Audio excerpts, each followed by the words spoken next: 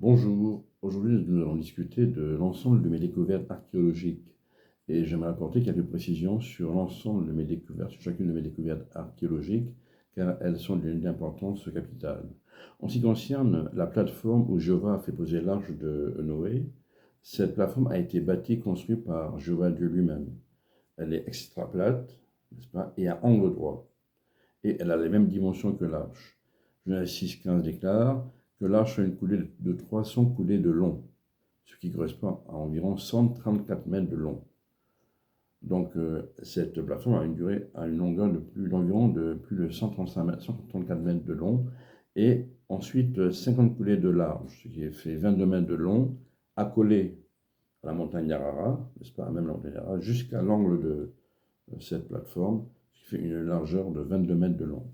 Et c'est sur cette plateforme que le patriarche Noé et ses fils ont bâti l'autel, constitué de deux menhirs qui se tiennent face à face et les deux autres menhirs l'un dessus de l'autre, bien accolés, incrustés dans les deux menhirs pour former un autel pour y offrir des holocaustes de gratitude et de remerciements suite au déluge universel, n'est-ce pas? Voilà donc ce qu'il fallait dire en ce qui concerne cette plateforme qui a été construite, bâtie par Jéhovah Dieu, donc lui-même. En ce qui concerne la maison de Simon le tanneur, je vous avais montré qu'il se trouve dans le quartier du port de Joppé. Alors le fait qu'il soit situé dans le quartier du port de Joppé est la preuve que Simon le tanneur expédiait toutes ses marchandises, n'est-ce pas, de potaner, hein, vers les villes situées au pourtour de la Méditerranée, vers les ports du pourtour de la Méditerranée, jusqu'à Tarsis en Espagne, n'est-ce pas? Et à propos de Tarsis, justement, j'aimerais vous indiquer que Tarsis, sur la carte actuelle, se trouve à la frontière du Portugal, n'est-ce pas? Et qu'à la place se trouve Jerez de la Frontera, n'est-ce pas? Où, à l'embouchure, où s'écoule le fleuve, donc, le fleuve Guadalquivir, n'est-ce pas? Et en fait, Jerez doit se trouver de la frontière à la frontière du Portugal, et Tarsis, lui, doit se trouver à l'embouchure d'où s'écoule le fleuve, n'est-ce pas, Guadalquivir, car il est indiqué que Tarsis se trouve pas loin du fleuve Guadalquivir, n'est-ce pas, à l'embouchure de ce fleuve qui se jette dans l'océan Atlantique. Donc il y a un changement de ville à effectuer. Donc voilà pour ce qui est de la maison de Simon le tanneur.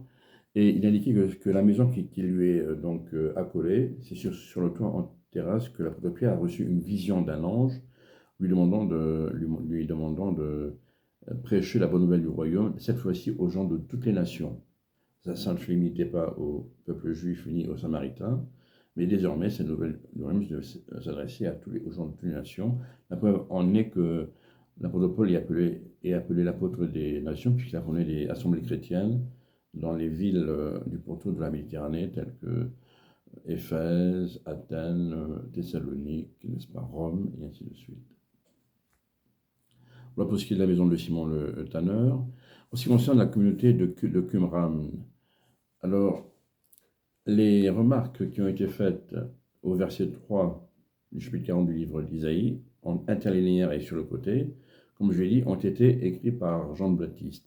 Et ces remarques ont été écrites sur la phrase, au-dessus de la phrase, la voix qui crie dans le désert.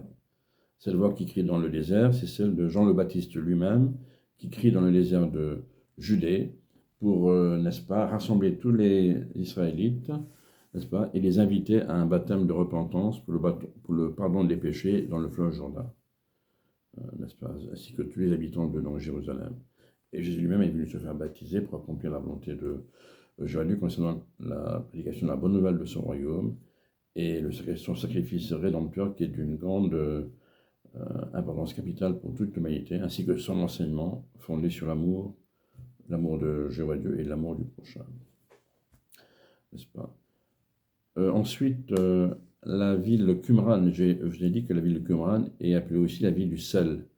Or, la ville du sel, ce ne sont pas des mines de sel qui se trouvent dans cette ville, mais la ville du sel, de ce sel que Jéhovah Dieu avait, n'est-ce pas, fait, n'est-ce pas, par une pluie soufre et de sel, n'est-ce pas, une pluie de feu et de sel, pardon, avait détruit les villes de Sodome et de Gomorrhe, et Alma et le Séboïm, n'est-ce pas, à l'époque du patriarche Abraham et de son neveu, le patriarche Lot, n'est-ce pas.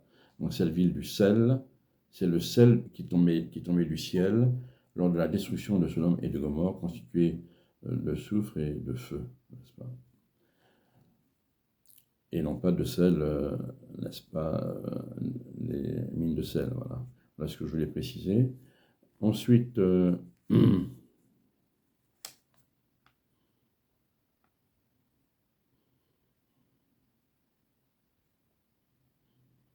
voilà ce que je veux dire sur la communauté de Qumran.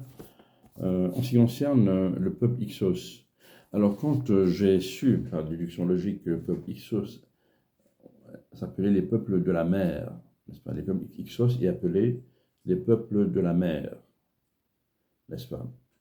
Et par déduction logique, j'en ai conclu qu'il s'agit des peuples de la mer Rouge. Et à partir de là, on sait quels peuples de la mer Rouge ont traversé cette mer Rouge, n'est-ce pas. Il s'agit du peuple d'Israël, n'est-ce pas, le peuple Hyksos, les peuples d'Israël qui a traversé à pied sec la mer Rouge, quand Dieu a fait ouvrir cette mer pour laisser passer le peuple d'Israël sous la conduite du prophète Moïse, et cette mer, Dieu l'a refermée sur l'armée du pharaon Thutmose I, qui est mort, lui et son armée, dans cette mer Rouge. Donc les peuples de la mer sont les peuples de la mer Rouge, dont le peuple d'Israël, n'est-ce pas. Ensuite, à la mort de Thutmose I et de Thutmose II, son fils aîné qui est mort de la 10e plaie d'Égypte, quand Dieu va tuer les fils aînés de toutes les familles d'Égypte, c'est la reine Hatshepsut qui a pris le pouvoir, la reine Hatshepsut, la femme de Thutmose II, le fils aîné de Thutmose I. Car Thutmose III, son fils cadet, était trop jeune pour régner. Et durant son règne, les encyclopédies pharaoniques de l'Égypte antique déclarent que la reine Hatshepsut a reçu la visite d'une délégation éthiopienne pour venir lui demander si tout allait bien, sans grande forme de précision, sans préciser pourquoi. Alors c'est seulement si tout allait bien, suite à la destruction du pharaon et de son armée dans la mer Rouge, n'est-ce pas, de l'armée égyptienne, de toute l'armée, et également les 10 plaies d'Égypte qui avaient reçu l'agriculture égyptienne, donc détruisant toute l'agriculture, afin d'inciter le pharaon Thutmose I à laisser partir le peuple d'Israël au bout de 2 ans de présence en Égypte et 2 siècles de présence en Égypte, et notamment 1 siècle de dur esclavage, n'est-ce pas. Ce n'est qu'à la 10e plaie, quand les fils aînés sont morts, que Thutmose I finit par donc céder. C'est seulement à cause de cela que cette délégation éthiopienne est venue lui demander si tout allait bien. Comment est-ce qu'elle avait besoin d'un appui militaire, d'un soutien militaire, puisque toute l'armée de Pharaon était morte dans la mer Rouge et à Pharaon. Ensuite, quand Thutmose III a pris le pouvoir, les encyclopédies on déclare que Thutmose III a effacé les souvenirs du règne de sa mère.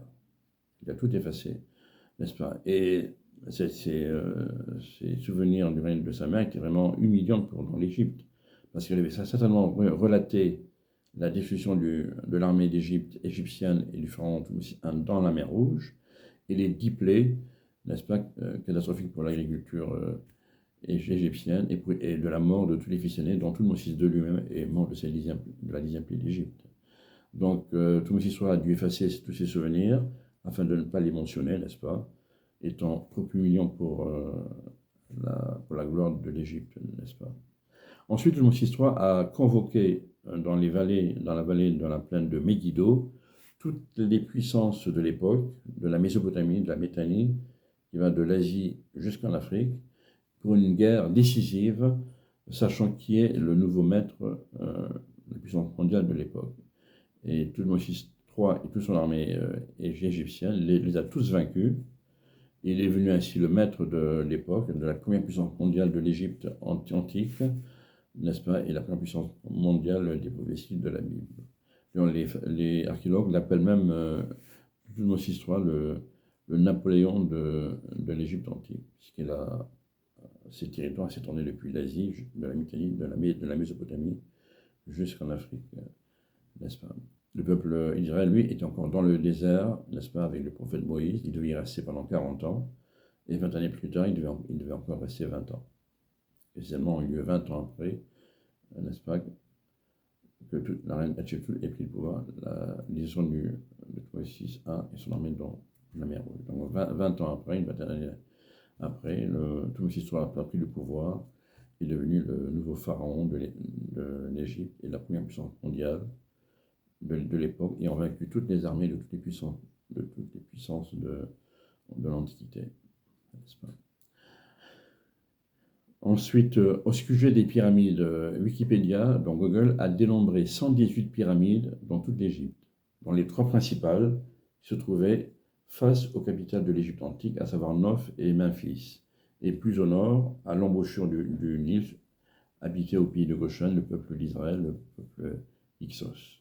Donc ces 3 pyramides servaient de dépôt pour les tonnes de grains de céréales et de légumes qui ont été donc stockés en vue des 7 années de dure sécheresse et de dure famine qu'avait prophétisé le prophète Joseph, qui est devenu le pharaon de Djoser, n'est-ce pas, à l'époque du pharaon Négériquette, n'est-ce pas, ainsi que une centaine de pyramides tout au long du Nil jusqu'en Éthiopie, où se trouvent aussi quelques pyramides. Il est dit que 118 pyramides ont été recensées en Égypte, très variées par leur taille et leur configuration le long du fleuve, le long du Nil. Donc, cette centaine de pyramides servaient à stocker des tonnes de grains de céréales et de grains de légumes dans le but de nourrir toute l'Égypte. Et le verset en Genèse, il est dit que tous les peuples de la terre venaient acheter des vivres en Égypte. Dans les peuples aussi, les tribus celtes et ibères, n'est-ce pas? Iber vient de Héber, le fils de Sem, un petit-fils de Sem, et celle de Séla, né un petit-fils de Héber, n'est-ce pas? Venez aussi acheter les vivres en Égypte pour ne pas mourir de faim, n'est-ce pas?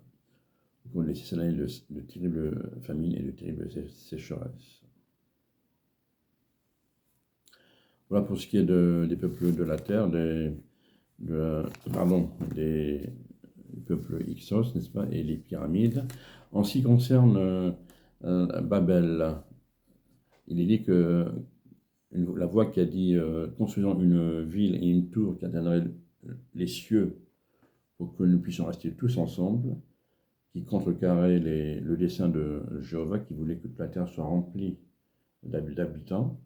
N'est-ce pas? Cette voix est très certainement celle du grand chasseur en opposition avec Jéhovah, Nemrod, n'est-ce pas? Dans la Bible dit qu'il a construit les villes de Babylone au sud de la Mésopotamie et la ville de Ninive au nord de la Mésopotamie.